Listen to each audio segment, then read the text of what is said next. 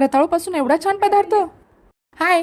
आज आपण देवासाठी रताळूपासून एक छान गोड असा पदार्थ बनवणार आहोत. सो मी कढईमध्ये एक मोठा चमचा तूप घालून घेतलंय आणि काही ड्रायफ्रूट घालून घेते.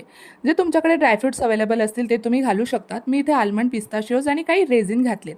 नंतर रताळू स्वच्छ धुवून साल काढून काप करून मी ठेवले होते, ते सुद्धा तुपावरती एक 2 मिनिटं परतून घेणार आहे आणि नंतर 5 मिनिटं जरा झाकून ठेवायचं आहे आणि नंतर उघडून बघायचे ते व्यवस्थित झालेत का. त्याचा कलर येल्लोइश आणि ट्रान्सपरंट झालेला असेल तर या स्टेजला आपण याच्यात एक वाटीभर गूळ घालू शकतो. मी 250 ग्रॅम रताळूसाठी वाटीभर गूळ घेतला होता आणि तो तेवढा पुरेसा होतो. तुम्ही तुमच्या आवडीनुसार कमी जास्त करू शकतात.